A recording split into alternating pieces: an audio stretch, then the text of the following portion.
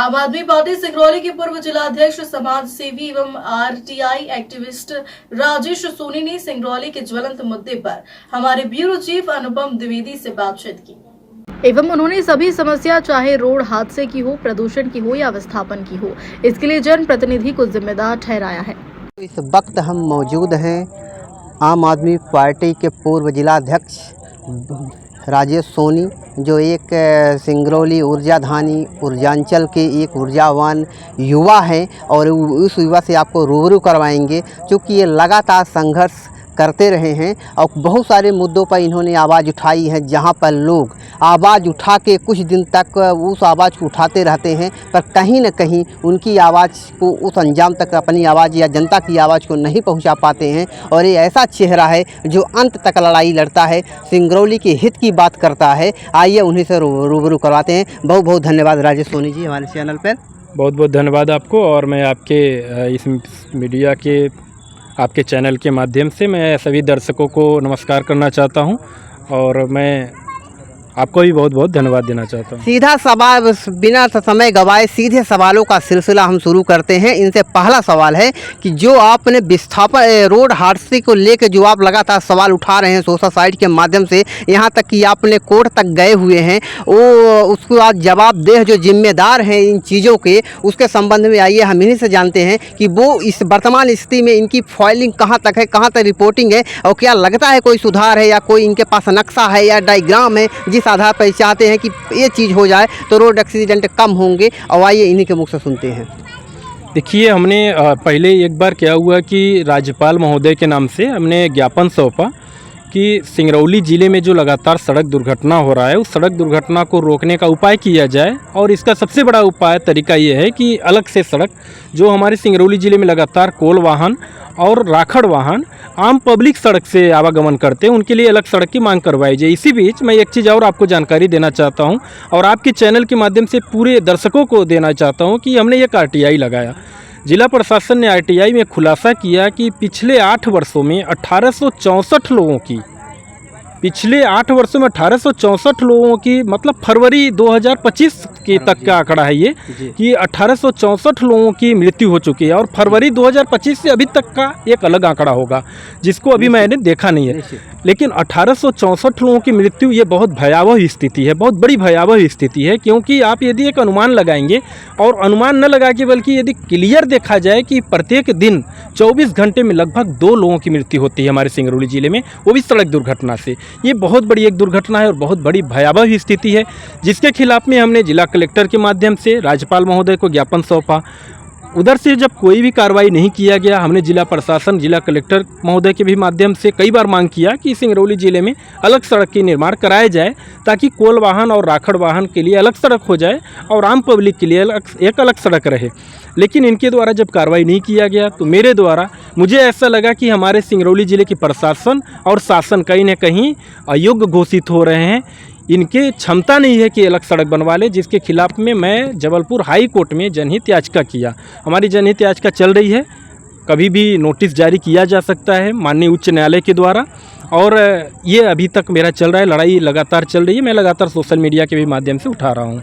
दूसरा सवाल विस्थापन को लेकर हो रहा है, क्योंकि लगातार विगत दशकों से लगातार सिंगरौली जिला में ग्राम एक एक करके, यूँ कहे तो पूरी सिंगरौली को विस्थापित किया जा रहा है, बारी बारी से 4-4, 10-10, 12-12 किलोमीटर बारी बारी से पकड़ के। वर्तमान में जो मोरवा का विस्थापन है वो एशिया महाद्वीप का सबसे बड़ा विस्थापन माना जाता है। उस विस्थापन के लिए संघर्ष मोर्चा भी बने हैं, पार्टियां भी बनी हैं, सब अलग अलग जहाँ पर लड़ाइयाँ लड़ रही हैं। पर आपके नज़रिए से क्या ये विस्थापन जायज़ है? अगर जायज़ है, ज़रूरी है भी, तो क्या उनकी वो चीज़ है, आपके मुझसे जानना चाहते हैं। देखिए, विस्थापन जो सिंगरौली ज़िले का लगातार एक बहुत बड़ा मुद्दा है। विस्थापन लगातार हम लोग जब से, बल्कि ये कहा जा सकता है कि जब से हम लोग इस सिंगरौली ज़िले में इस धरती पे आए हुए हैं, तब से हम देख रहे हैं कि विस्थापन का मुद्दा लगातार चल रहा है।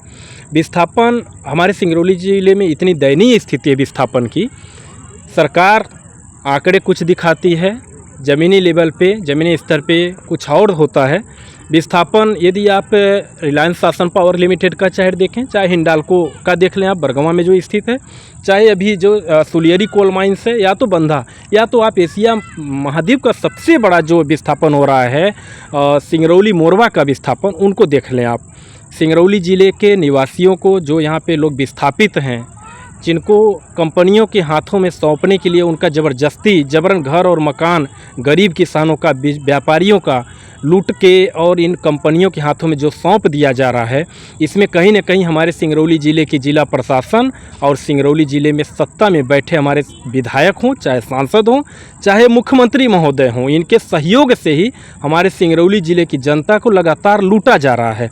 इनको लूट के 10-10 एकड़ की ज़मीन ले लेते हैं और उनको 10 डिसमिल का एक प्लाट दिया जाता है।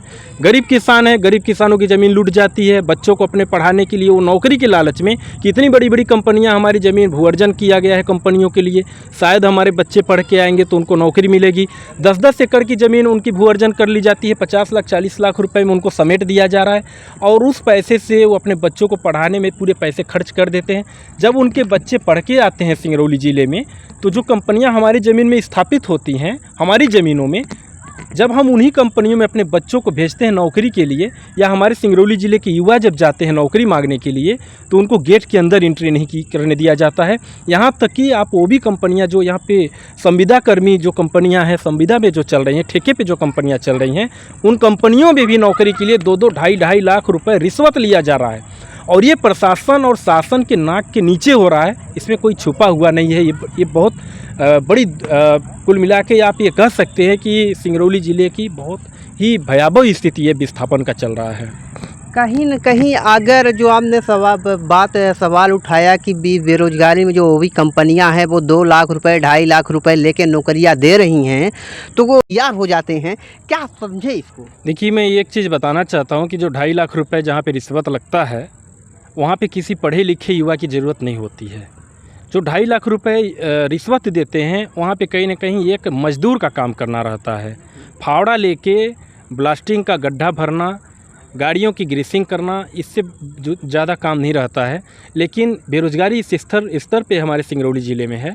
मैं आपको एक जानकारी और देना चाहता हूँ, आपके मीडिया चैनल के माध्यम से सभी दर्शकों को एक जानकारी और बहुत बड़ी जानकारी देना चाहता हूं कि हमारे सिंगरौली ज़िले में जो तमाम प्रकार की कंपनियां संचालित हो रही हैं, उन कंपनियों में जो प्राइवेट ठेके चलते हैं, ठेका जो चल रहा है, उसमें यदि लेबर कैटेगरी के लोगों को रखा जाए, नौकरी रोजगार दिया जाए, तो हमारे सिंगरौली ज़िले के लगभग 40,000 युवाओं को नौकरी दिया जा सकता है, जिसका तनख्वाह 30 से 35,000 रुपये रहता है।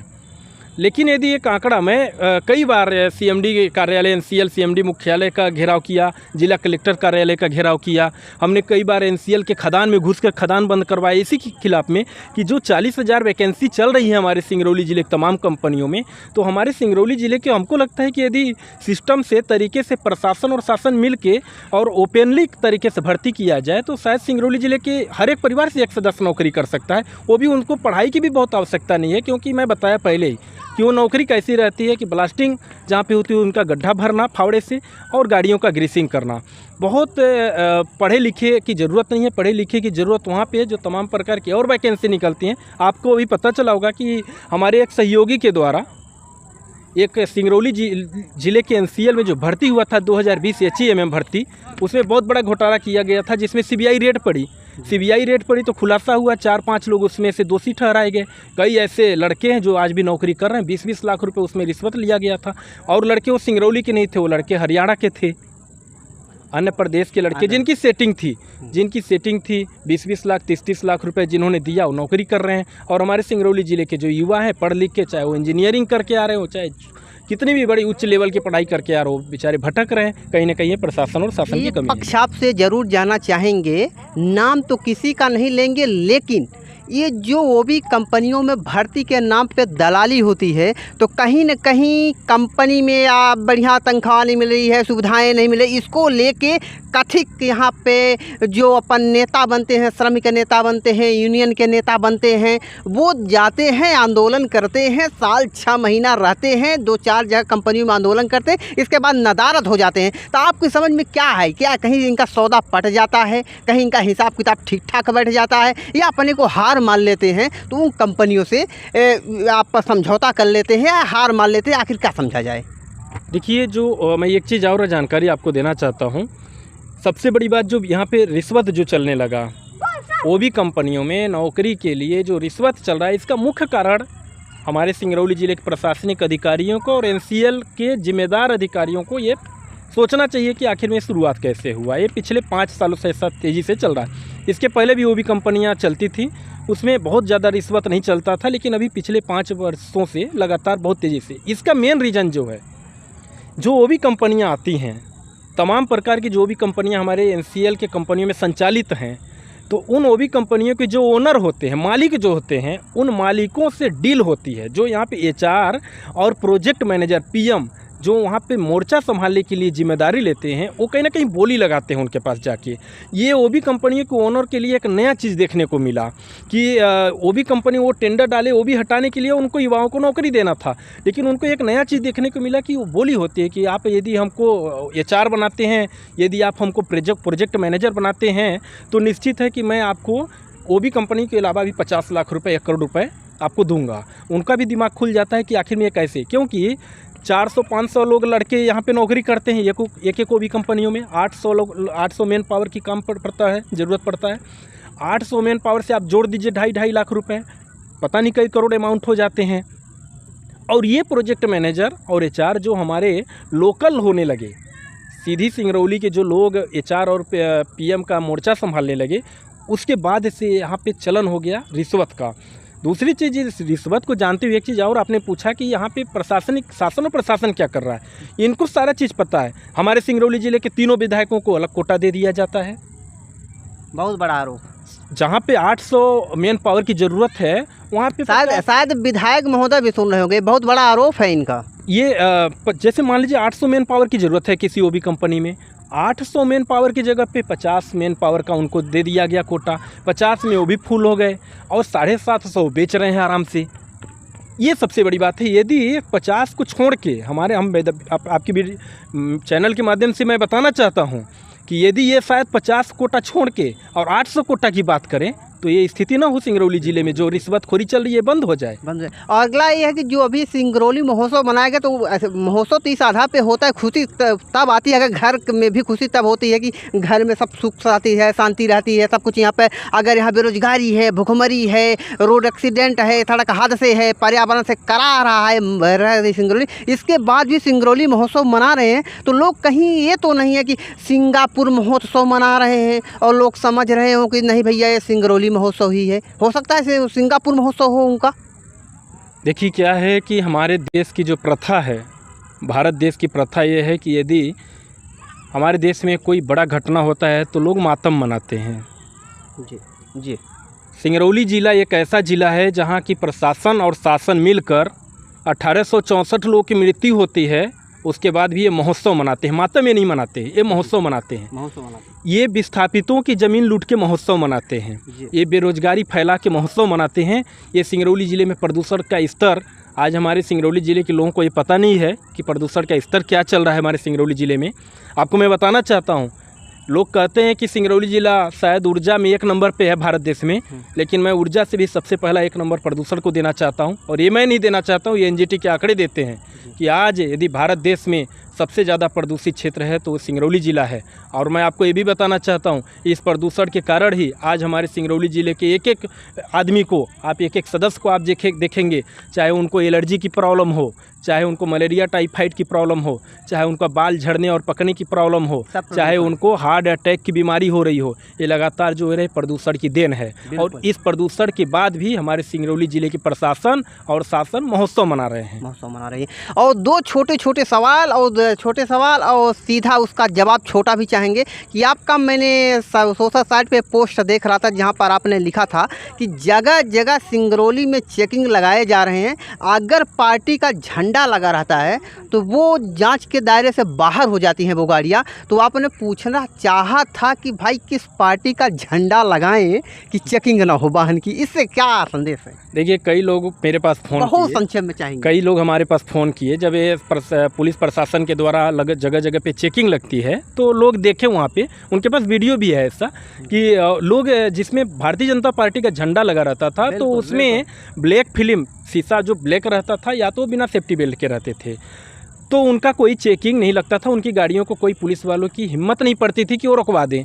तो लोगों ने हमारे पास फ़ोन किया कि भैया हमको पुलिस बैठाई है, तो मैं बल्कि फ़ोन भी लगाया एक दो पुलिस वालों से कि भाई आप लोग किस वजह से चेकिंग लगा के और गरीब लोगों को आप पकड़ते हैं, उनका चालान काटते हैं। तो उनके द्वारा ये बताया गया कि उनका एक प्रेशर होता है, उनको प्रत्येक दिन एक मुहाने पे लगभग 100 से 200 चालान काट के देना ही देना रहता है।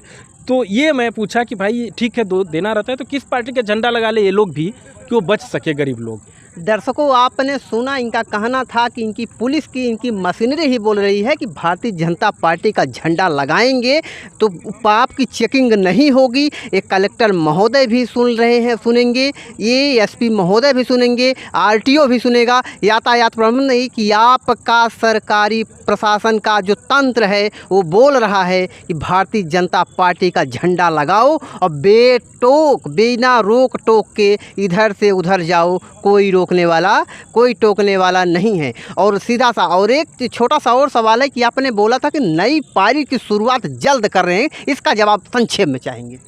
देखिए, नई पारी का शुरुआत हमने बताया था, नई पारी का शुरुआत के लिए हमने सोशल मीडिया पे लिखा भी था।